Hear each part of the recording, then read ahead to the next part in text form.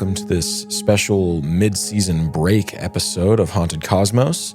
Since we had our conference this past week, and both Brian and myself are on a family vacation this week, we figured we'd take the opportunity to showcase one of our recent episodes of our Patreon exclusive show, The Dusty Tome. This episode is on a topic that we have both found very interesting in the past. I hope that you guys enjoy it. And hey, if you do like what you hear, you should think about becoming a patron of the show.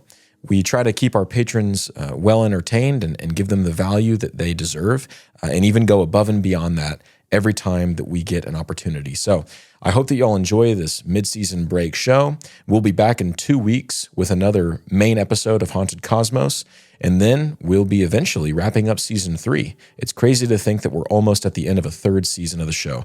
Thank you all for listening, and we'll look forward to seeing you back on our normally scheduled program in 2 weeks. With that, I'd encourage you all to sit back, relax, crack open a nice lemon LaCroix, and enjoy the show.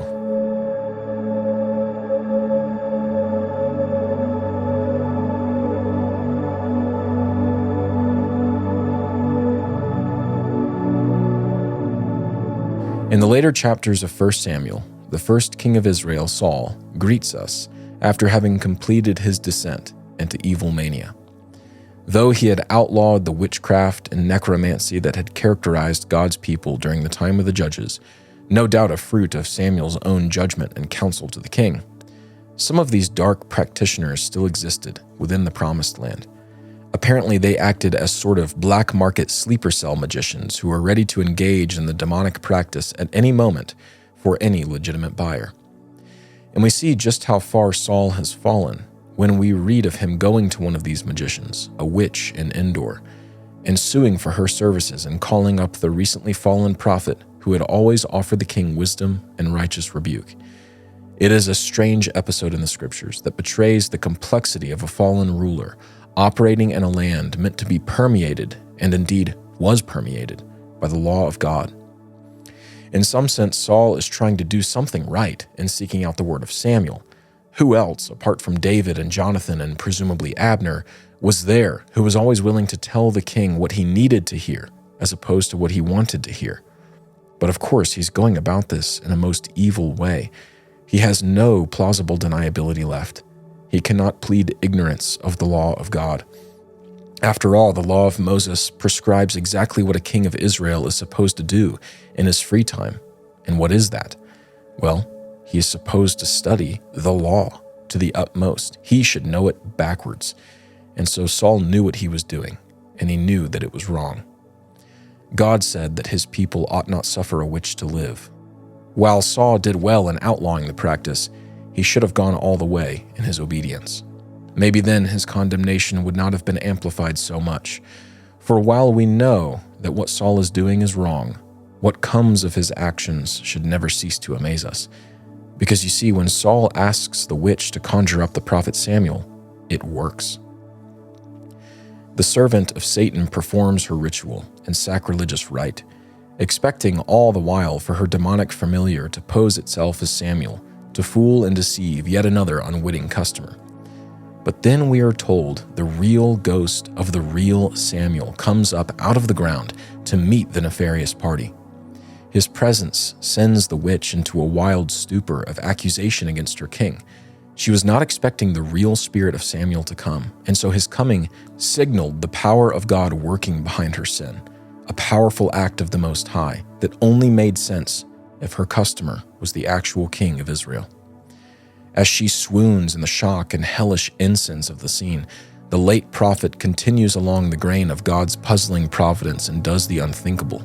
He speaks to Saul. He gives Saul the word he was so desperate for. Of course, this word served to fully anathematize the king, but it is a word nonetheless. It's a wild biblical episode, to be sure, and it is one I've dealt with at great length in my Strange Bible Stories series that is posted for you all here on Patreon. So why am I bringing it up now? Well, I want to focus on just one part of it, a part that often goes overlooked. I'll read for you now from 1 Samuel 28, 12 through 14. When the woman saw Samuel, she cried out with a loud voice. And the woman said to Saul, "Why have you deceived me? You are Saul." The king said to her, "Do not be afraid. What do you see?" And the woman said to Saul, "I see a god coming up out of the earth." He said to her, "What is his appearance?" And she said, "An old man is coming up, and he is wrapped in a robe." And Saul knew that it was Samuel, and he bowed with his face to the ground and paid homage. Why does Samuel come up? He was a saint, a prophet of God no less. Shouldn't he have come down from heaven? Well, no. And now we find a breadcrumb half covered in dark and cold dirt of time far gone, whose cohorts will eventually lead us into today's stories. We imagine that when we die, we go to heaven. This is right and proper in our aeon of creation. After all, Christ has done his work. He has reconciled God and man in his atoning blood, and so we are made fit, when washed in the purifying blood of the Savior, to stand boldly before the throne of God. The apostle is therefore not lying to us when he says that to be separate from the body is to be alive with Christ. In the Christian age, the church age, we really do go to heaven when we die. But it wasn't always like this.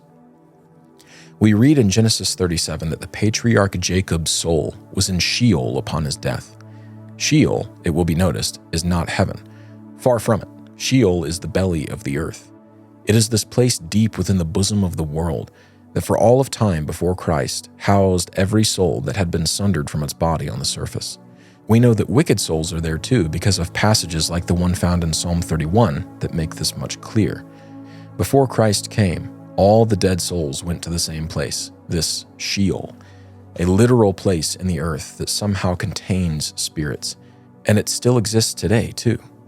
Though Christ led the souls of the saints from Adam to himself up to heaven after his death, we know that the souls of the damned are still in Sheol unto the day of final judgment, wherein Sheol will be tossed into the lake of fire. It is not symbolic, it is not metaphor, it is not mere poetic or prophetic language.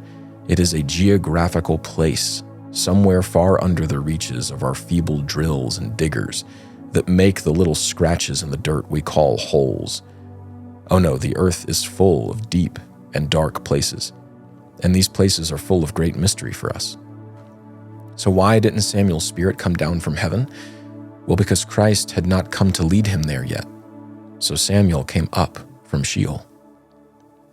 Once, during the long sojourn of Israel in the wilderness around Sinai, some of the clan of Levi and Reuben rose up in opposition to the prophet Moses. Their names were Korah, Dathan, and Abiram. These men felt that Moses had grown arrogant and had set himself up above the rest of the host of God's people against God's own will.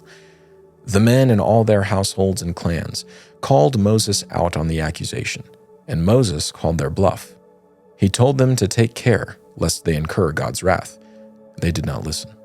Thus, God ordered the men to form themselves in opposition to Moses, whereupon Moses said that if the men opposed to him die as all men die, then they were right, and God has not sent him to be first among them. But, he went on to say, if the usurpers perish in this other way, then the rest of the assembly will know that Moses is from God. And what is this other method of perishing from the midst of the congregation? Moses tells Israel that if Korah, Dathan, and Abiram are swallowed up by the earth with their households, it will be proof of Moses' ordination for his office as leader and prophet of the people. We read in Numbers 16 that right after Moses finishes telling the people of these parameters, the ground opened up and, quote, swallowed them up. So they and all that belonged to them went down alive into Sheol, and the earth closed over them, and they perished from the midst of the assembly, end quote. You see how weird this is?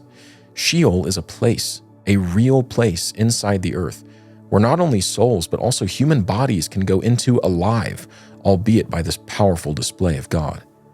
Oh yes, this world we live on is a strange place for many reasons, not the least of which is that there seems to be places within it that many people have gone and continue to go to, but that are complete puzzles to us on the surface.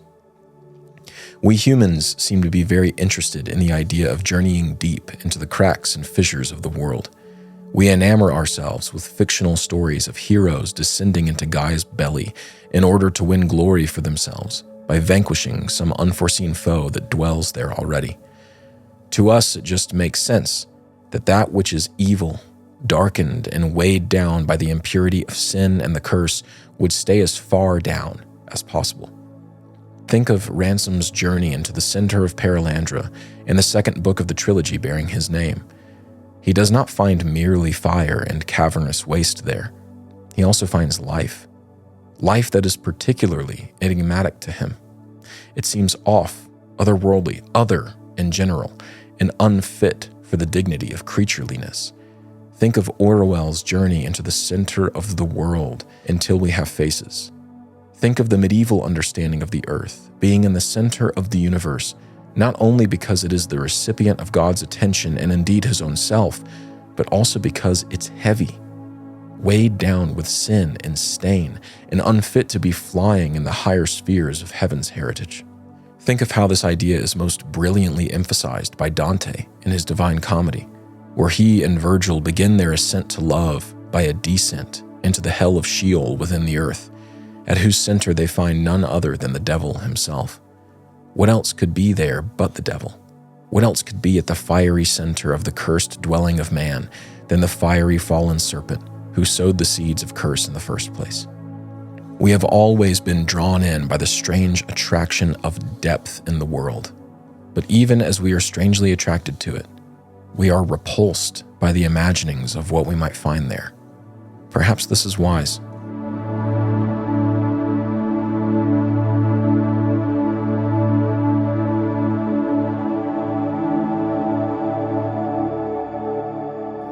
In Yemen, there is a hole about 750 feet deep and 100 feet wide. The geologists say it is a sinkhole naturally formed in the dry and rocky desert by ancient soft deposits beneath it. According to the locals, though, it is far from natural. The old wives say that it was originally a prison built by the ancient people to house the demons that continued to find a path through the earthen fractures around it to the surface. One must reckon with the conviction, the pure pathos surrounding the story. At any rate, people connect these deep, dark places with malice and sinister intelligence. Part of the question lies in the fact that no human being has ever been to the bottom of this hole, at least none that we know of. And this isn't for lack of trying. Numerous expeditions have sought to land a man down at the bottom, a bottom whose depth admittedly does not seem entirely impressive at first glance. But all of them have failed due to the horrible ventilation and lack of oxygen that greets descenders at a certain point. They have made it some of the way down, though, and what they have seen has left them hungry for answers. Explorers tell of strange things on the walls of the hole, markings and formations and objects that seem out of place. Locals claim that while exploring the bore, they have been pulled towards it, like a moon falling around and around a giant star, growing ever closer to the deadly surface. Another story, an urban legend out of the labyrinthine regions of Siberia near the Arctic line, reinforces this association and readies our minds for the real brunt of today's humble episode. Lore says that sometime during the Soviet era of Russia, a team of mining experts led by a man under the pseudonym Mr. Azakov began digging a hole in the autumnic forests of the cold north with the stated goal of, well, nobody knows what the stated goal of the dig actually was. What is claimed is that the team dug the hole down about 9 miles into the crust before supposedly breaking through the last feet of rock and into a wide open cavern. The team lowered sensory and measurement equipment down into the hole, heat-tolerant probes, and even microphones, which signaled back to them that something strange had been found. The temperature in the hole was said to be upwards of 1,800 degrees Fahrenheit, and the speakers connected to the lowered mic played back the sound of tormented screams echoing through the chamber. The team had drilled right into hell, or so they claimed. Unfortunately, we never did learn who they really were. Though the Soviets did dig a 7.5-mile deep hole in a different part of the country, they never broke through to a fiery furnace filled with screams. They found some geological oddities in the rocks, sure, but they never claimed to have encountered any devils during their dig. Later, after the story of the well to hell had gained more widespread popularity, it was discovered that the recordings of the screams of the damned were actually looped together sound effects from a popular 1972 German horror movie called Barren Blood. The well to hell never existed. It was all a hoax. But it was a good hoax, in that it played upon the shared fascination man has with the unknown things that may be crawling or swimming or flying beneath his feet. And the focus of today's episode is another such story. It is one like unto the well to hell, in that it's full of intrigue and suggestions for fantastical conclusions. But could it also be a hoax? Ladies and gentlemen, the breadcrumbs have finally come to their end. Welcome to the cobwebbed and squeaky doorway leading into the world's basement. This is the story of Mel's Hole.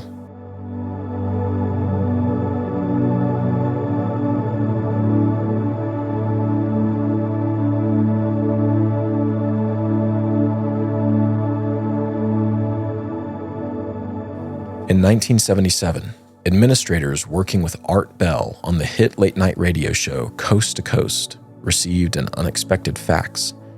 The admin's eyes grew wide with excitement as he read sentence after sentence whose signatory was a man claiming to be called Mel Waters. Mel claimed that he was the owner of a large chunk of property in eastern Washington state. He said that the property was mostly normal apart from one glaring outlier, a deep hole. One Mel had never found before recently, and one that seemed to toe the line between natural and artificial with effortless and uncanny ease. Mel said that the hole was at least 80,000 feet deep. He had never reached the bottom, so could not be sure, and that gruesome and unsettling things tended to happen around it. After reading the facts for himself, Art Bell, the host of Coast to Coast, booked Mel Waters to call in a few days later. The first call. Mel wasted little time in sharing the lurid details of his situation with Mr. Bell. He claimed that he had lived on the property for 2 years.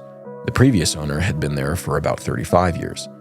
And far as he could tell, all of his neighbors could never remember a time where the hole didn't exist.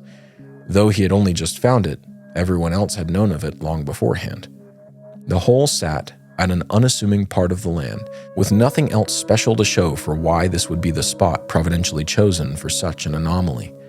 A thick stone retaining wall surrounded a steeply sloped, inverted cone of dirt that circled the actual hole about 15 feet down from the surface of the ground. From there, it was black and seemingly bottomless.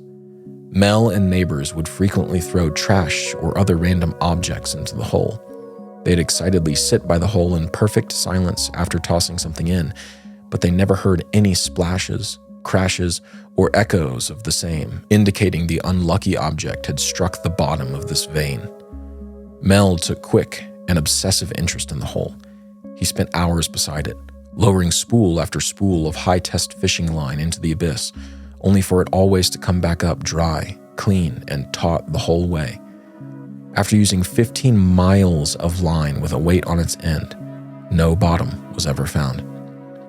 Mel told Art and the listeners about one particularly supernatural story surrounding the hole.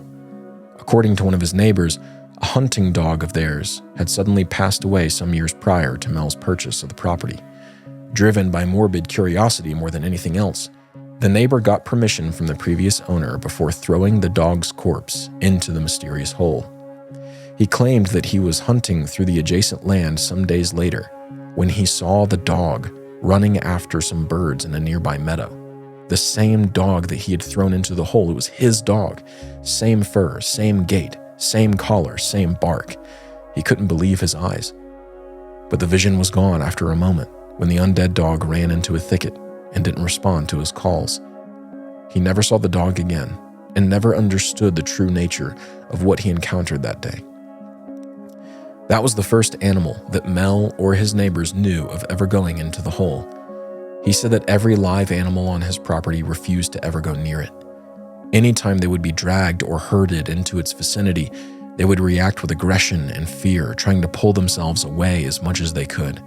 The animals hated the hole, clearly sensing some dark power within. Not long after that live phone interview, the studio at Coast to Coast received another fax from the man claiming to be Mel Waters. Mel said that he had driven into the town of Yakima the morning after the radio show in order to do some grocery shopping at the local Costco. He was gone for a couple of hours, but no more than that. As he approached the driveway to his property, he saw guardrails blocking his entrance. Vehicles that seemed to belong to some unnamed 3-letter agency peppered the area. Men walked around in and out of vans in hazmat suits. Mel approached the property and was told by a man guarding the entrance that a plane had crashed on the land and his team was there to investigate. Mel looked up to the sky behind the trees. There was no smoke. He mentioned this and asked to speak to the man in charge, whereupon a man in a civilian suit approached his car. Mel repeated that this was his property, that he didn't understand why some hazmat workers would need to be there, and that he didn't see any smoke or other signs indicating a plane crash. The man, calmly, but with an air of authority, replied that it wasn't necessarily his property. The man told Mel how easy it would be for he and his team to find a drug lab or something on his land if they really wanted to. Mel knew where the man was going and beat him to it. He asked if he could leave, and the man told him not to come back until they contacted him. They didn't need his phone number. They already knew how to reach him, and so Mel drove away perplexed. Could there have actually been a plane crash? Could it have been drug-related? Maybe it was all a coincidence, but why the hazmat team? Why such high security? No, this wasn't just happenstance, and Mel knew it. This fax also included an account of a story Mel had forgotten to tell Art during their call. Years back, one of his neighbors had driven up to the hole later in the night to dump some trash. As his car's lights shone upon the spot where he knew the hole would be, he slammed on his brakes in shock. Instead of the normal scene one would expect in the empty forest, this neighbor saw a solid black beam, blacker than black, shooting up into the sky from out of the hole, blocking the vision of whatever pieces of forest or star should lie behind it. The second call. After this development, Art and his team wasted no time in scheduling another live phone interview with Mel. It happened 3 days later. Overall, this call did little more than elaborate on the details contained in the fax he had sent in the days prior. However, some new information did come to light. After the first call and the events of the following day, Mel had made it out to the hole to take some measurements of the diameter of the opening. While these measurements got somehow lost between the side trails of conversation, Mel did say that he saw multiple black military-style helicopters flying overhead while he inspected the hole, something that he had never noticed happening before. Soon thereafter, Mel's realtor had been contacted by an anonymous buyer offering an absurd sum to Mel in the hopes of buying the property in cash. No questions asked, no banks, no closing period. Seeing the strangeness of all that was happening, Mel refused the offer. The final oddity spoken of was one that involved yet another neighbor. This man was far older than the hunter with the undead dog or the late-night garbage disposer who had seen the black beam propagating from the hole. This man recounted to Mel how many years ago, at least 45, he remembers the hole on his property being surrounded by Stonehenge-type pillars of stone that seemed to mark the hole as sacred or powerful in some ancient pagan way. While all of this brought a weight of incredulity down on the situation for some listeners, others wrote in, noting how such a storied past might mean that Mel couldn't be making it up at all. Maybe he was just a man who stumbled on something he wasn't ready for, and who now didn't know what to really do about it. The call ended rather abruptly, and nobody could expect what would happen next. Nobody heard from Mel again for the next 3 years.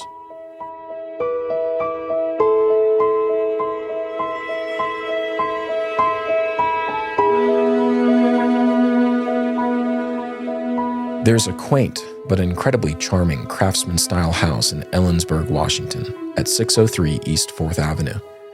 Today it boasts a revitalized curve appeal with dark green craftsman fascia accenting the more muted and light green siding that hugs the home. The wooden front door sits off to the right of the home's center line and is surrounded by a partial front porch and gable. The left side of the home's face contains one tall window that betrays a laundry area inside. The center of the home, however, shows off 4 tall and mirrored windows, 2 on the first floor and 2 on the upper, that serve as a kind of party piece. Or at least they were probably meant to. Usually, though, people's attention is drawn right away to the majestic maple tree that stands tall and proud in the midmost of the home's humble front yard. And as one's eyes trace down from the crown of branches and leaves towards the trunk that feeds them, they're met with something very bizarre. Near the tree's base, there is something akin to a kickstand, jutting out randomly from the tree and digging partially into the soft earth of the grass. For years, the late 1990s owner of the house, a teacher named Otto, dug through local news archives to find an answer for what this weird thing was. Surely others had noticed it before and done some more digging into it. Eventually, he found an article from 1909, which was already long after the home's original construction, that answered his questions.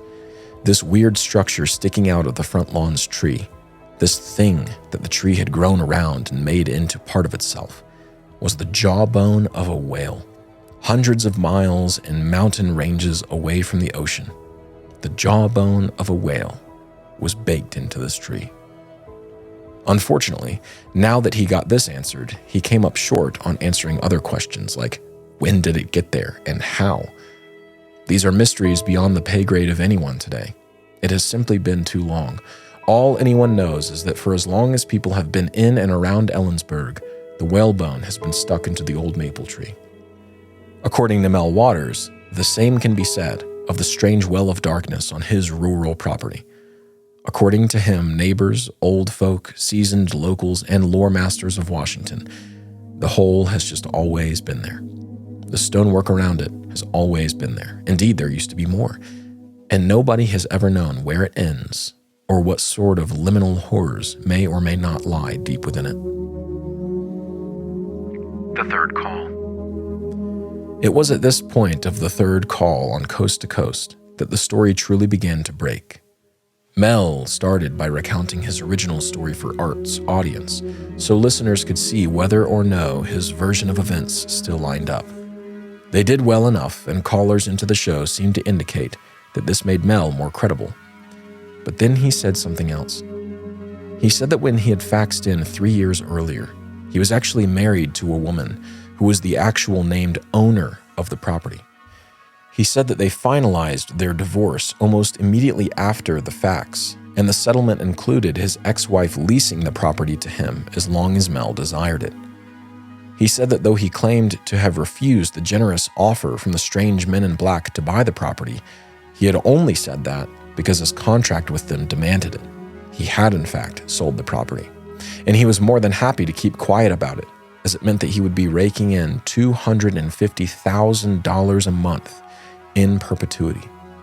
Mel, again in line with his contractual obligations, moved to the Sydney area of Australia and carried on in his non-disclosure commitment between he and the whole. But as if to save his word from sinking into the realm of totally unbelievable, Art Bell assured his listeners that he had stayed in constant communication with Mel the whole time and could personally confirm that he was telling the truth about the property sale, the divorce, and the well-financed move to Australia, where he still lived. In fact, just before this move, Art had intended to have Mel on for an update show, but Mel never called in when the time came. Art took this live and unscripted opportunity to ask Mel why he had done this, why he had bailed, to which Mel replied, one of the craziest twists one can imagine in this story.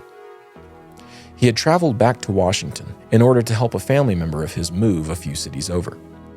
On one of his final days before going back to Australia, he and his kin were riding on the bus back to his old place when an altercation broke out.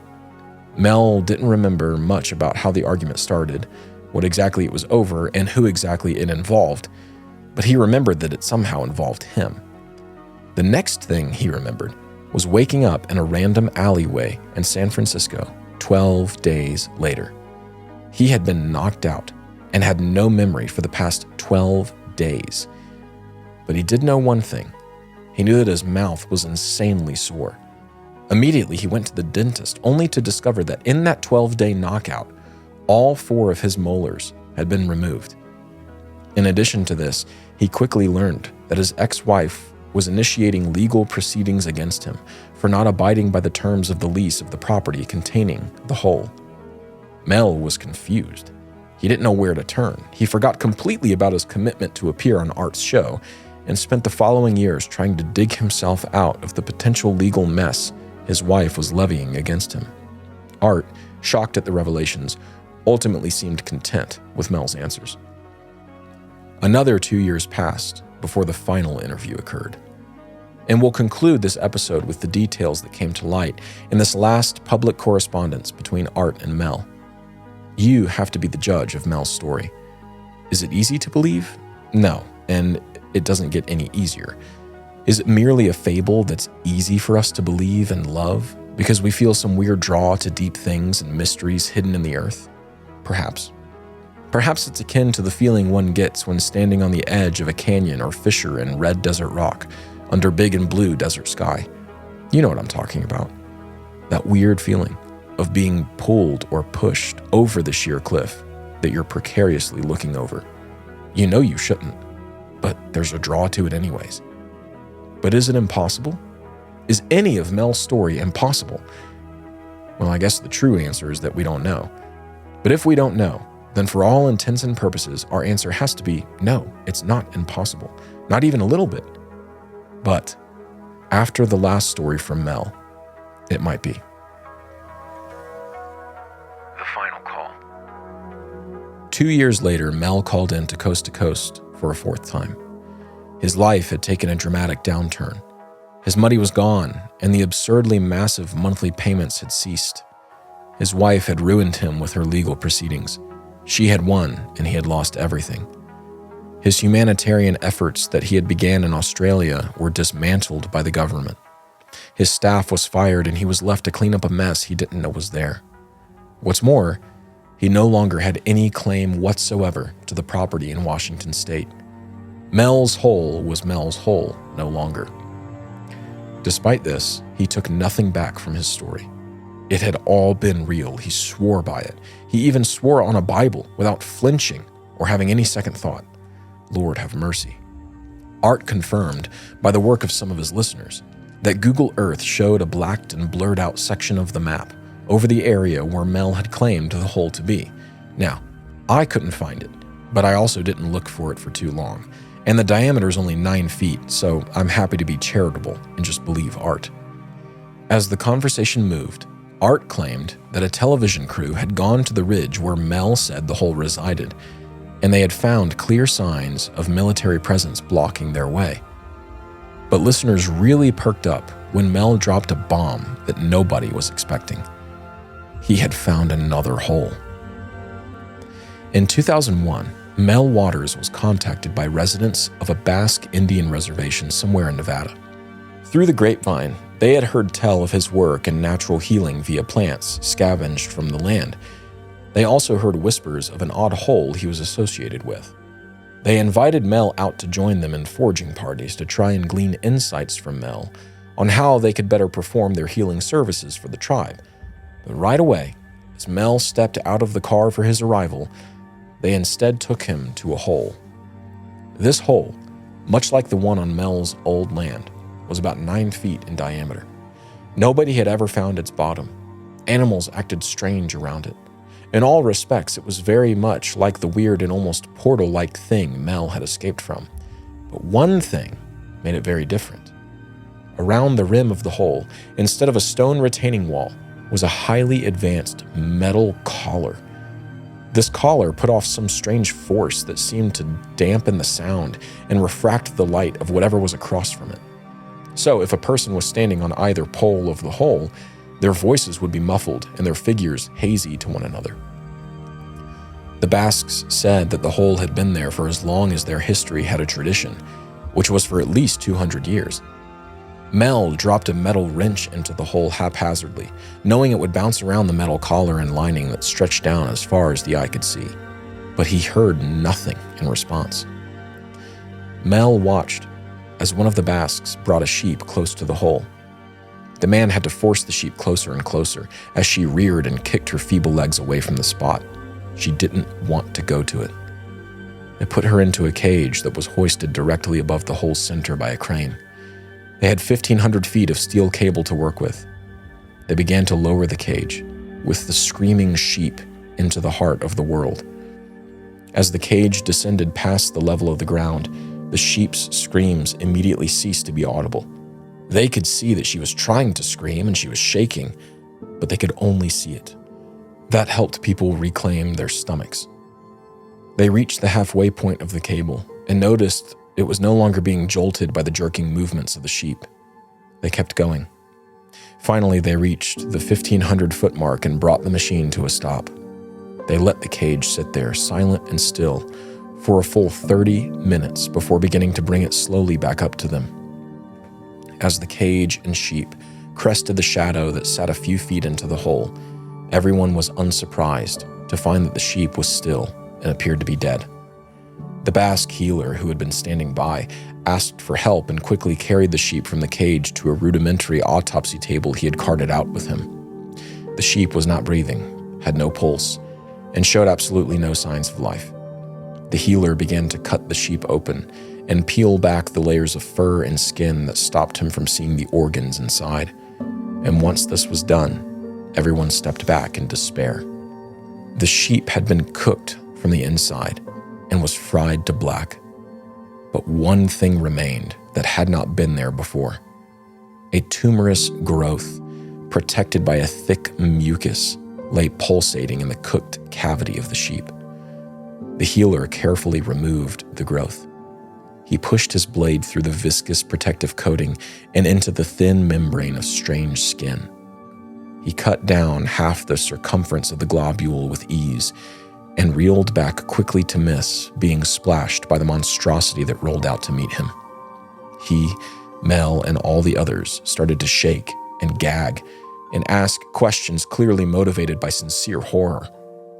On the table lay the fetus of some chimeric abomination that looked like a seal merged with a human.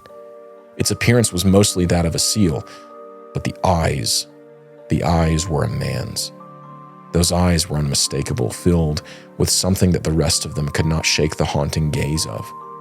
The thing was still connected to its cocoon via something akin to an umbilical cord. Mel Waters ended the call with the news that he had been diagnosed with cancer before his trip to Nevada, but had been declared completely healed upon his return.